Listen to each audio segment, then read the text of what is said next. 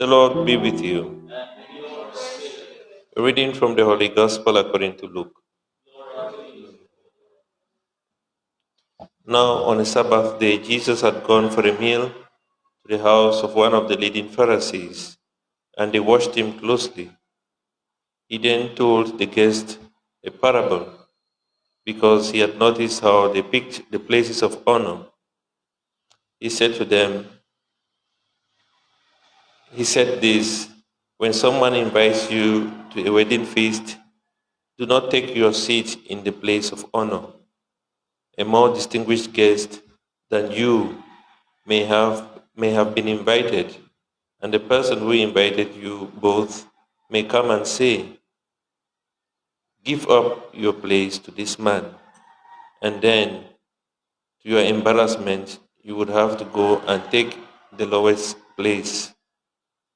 No, when you are a guest, make your way to the lowest place and sit there, so that when your host comes, he may say, "My friend, move up higher." In that way, everyone with you at the table will see you honored. For everyone who exalts himself will be humbled, and a man who humbles himself will be exalted. The Gospel of the Lord.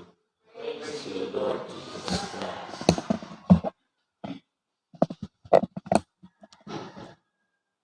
I remember one incident when I was still a seminarian, and I had just arrived in the parish for my MAP, the Mission Experience Program, which was supposed to run for 2 years.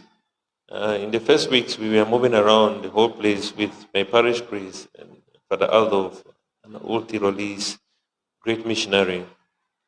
And he had this pickup, with just a seater, one passenger seater, and then a carriage behind for carrying goods. And he would normally carry people there on the back of the car. So I remember we went out one day, and after we arrived at the station, and then we were about to come back, and he wanted to carry some few people. Of course, I knew a seminarian was very important, and I sat in the front seat. And then just before we were about to leave, and there were people who wanted to join, so we were all sitting at the back of the car. And before we left, then he told me, who do you think you are to sit in front of the car? Who do you think you are? There are many old people sitting at the back there. Can you just go? And he really shouted at me, can you go and sit behind?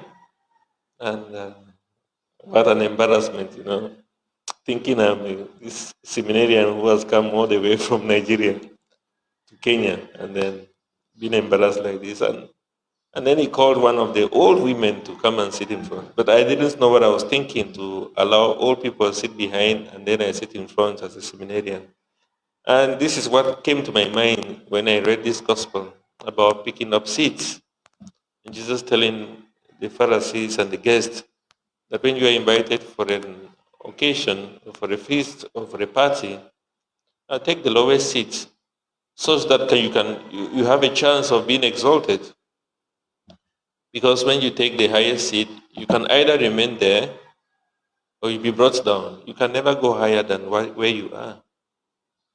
And this is what happens. He ends the gospel with very clear message of what he means to say.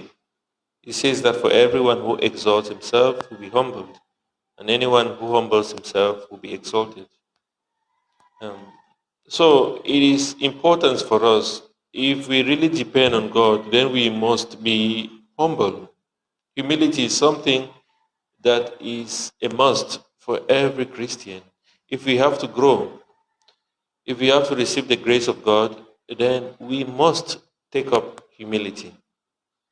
When we are humble, we look like we are like an empty glass that can be filled with water. We are open to be filled with the grace of God when we are humble. When we acknowledge that we are nothing, when we acknowledge that we are sinful, when we acknowledge that we are broken, then we make allowance for healing, we make allowance for forgiveness, we make allowance for God to fill us with His grace. But if we are already full of pride, like the Pharisees who thought they were doing everything right, who thought they were paying their tithes. Remember the story of the Pharisee and the publican. The Pharisee saying, I do my fasting twice a week, I pay tithes, I do all these things, and he feels it's already perfect. Once we assume that kind of position, then we are like a filled up glass, a glass that has been filled up already with water, and there is no more room for more water to come in. There is no more room for God's grace to come into our lives. It is when we humble ourselves and we commit ourselves to God, then we depend on Him. When we are humble, then it shows that we are truly, truly dependent on God. And He is able, therefore, to reach out to us because there is still space for Him to come into our lives. And when we are proud, then that space is closed. That emptiness is filled with our pride. So it is important for us that we allow God to fill our emptiness with His grace, with His Spirit.